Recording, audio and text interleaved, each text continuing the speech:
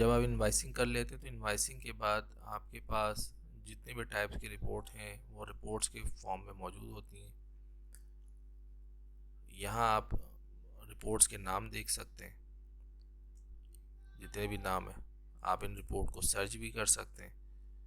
Let suppose आपने bill लिखा और एंटर कर दिया तो आपके पास बिल से जो भी स्टार्ट हो रहे नाम वो डायरेक्ट आपके पास आ जाएंगे। अगर आपको सीक्वेंस नंबर याद है तो आप सीक्वेंस नंबर यहाँ पे मेंशन कर दें, डायरेक्ट उस सीक्वेंस के अगेंस्ट में जो भी आपके पास रिपोर्ट मौजूद है वो आपके सामने आ जाएगी। ब्लैंक करते हैं आप इसे, खाली करके इंटर करें तो तमाम दोबारा से आपकी वही लिस्ट आ जाएगी आपके पास। अच्छा, यहाँ पे कुछ चीज़ें हमने अलाइन की हुई हैं कि अब जैसे हमारे पास invoice bill, bill summary, load sheet, cash deposit form, DSR, ये हमारे डेली बेसिस की वर्किंग की चीज़ें हैं, इसलिए हमने एक जगह पे इसे रखी हैं। आप अपनी मर्ज़ी से चाहे तो किसी का ऑर्डर चेंज भी कर सकते हैं। फ़र्ज़ करते हैं कि आप इसे 1 नंबर पे लेकर आना चाहते हैं तो आपने 1 कर दिया सिंपल, और इसी तरीके से इसे कलर भी देना चाहते हैं तो यहाँ से आपने इसको रेड कलर देना चाहते हैं तो रेड कलर करके आपने सिंपली सेव कर दिया।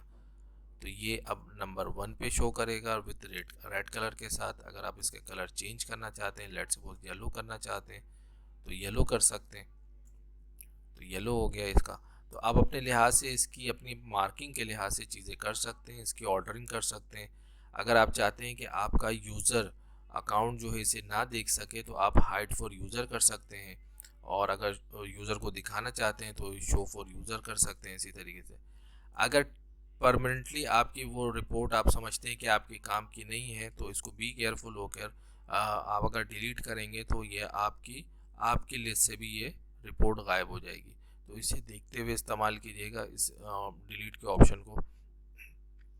इसी तरीके से एक ऑप्शन दिया गया है कि आपके पास नॉट वेरीफाइड है, मैनुअल वेरीफाइड है, कि आपने इसमें इतनी तारीख की रिपोर्ट है, बहुत सारे जो क्लाइंट्स हैं वो चीज़ों को देखते ही नहीं, रिपोर्ट्स को देखते ही नहीं। तो बेहतर है कि आप अपने तौर से ज़रूर इन रिपोर्ट्स को चेक कर लिया करें।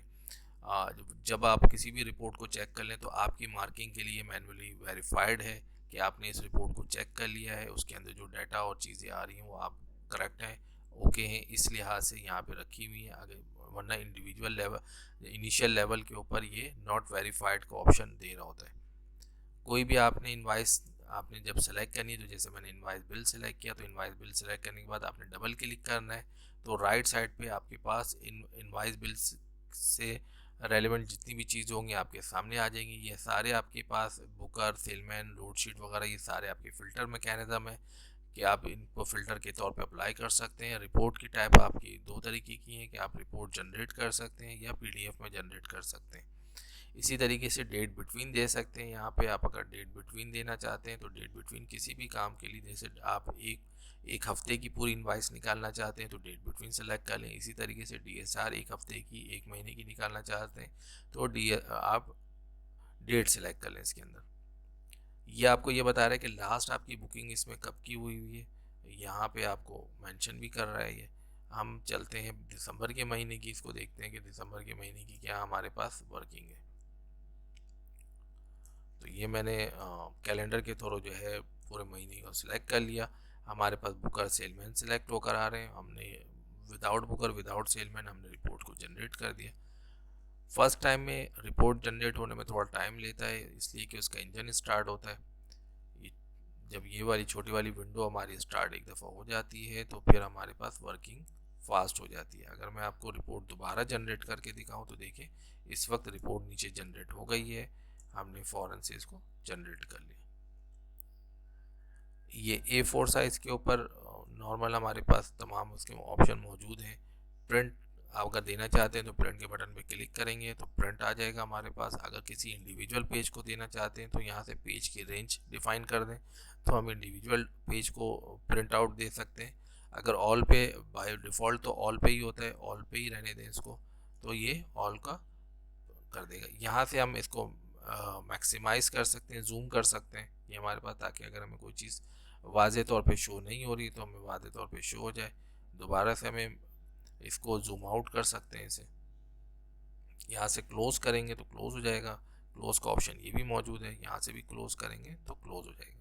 ठीक है, हमारे पास ये छोटी विंडो ओपन होनी चाहिए। ये जब तक ओपन है इस वक्त तक हमारी वर्किंग रिपोर्ट्स के लिहाज से फास्ट होगी। अगर हम एक एट अ टाइम 2 रिपोर्ट अगर जनरेट करना चाहें तो नहीं हो सकता सिस्टम के अंदर, 1 बाय 1 ही हम रिपोर्ट को जनरेट कर सकते हैं। हम उसके लिए लाजमी है कि हम प्रीवियस वाली अपनी रिपोर्ट को क्लोज़ करें, फिर नई वाली रिपोर्ट को ओपन करें। इसी तरीके से हम पीडीएफ जनरेट कर सकते हैं। ये हमने पीडीएफ जनरेट कर ली।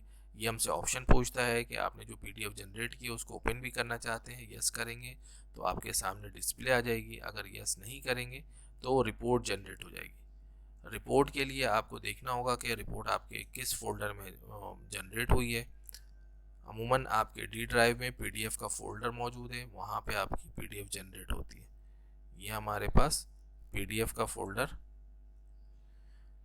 पीडीएफ रिपोर्ट्स के नाम से, ये हमारे डीएसआर के नाम से अभी की रिपोर्ट जनरेट हो गई। अच्छा, ये जिस नाम से होता है उस नाम से ही रिपोर्ट जनरेट होती है। फ़र्ज़ करें हम इसे सेव करना चाहते हैं तो बेहतर है कि हम इसे रीनेम कर लें, date wise, booker wise, salesman wise, जो भी हमारी इसको जिस लिहाज से भी हम सेव करना चाहते हैं, बस इसे सेम नाम नहीं रखना है। उसकी मेन वजह यह है कि आप अगर दूसरी रिपोर्ट जनरेट करेंगे, कल को रिपोर्ट जनरेट करेंगे तो इसी के ऊपर वो ओवरराइट हो जाती है।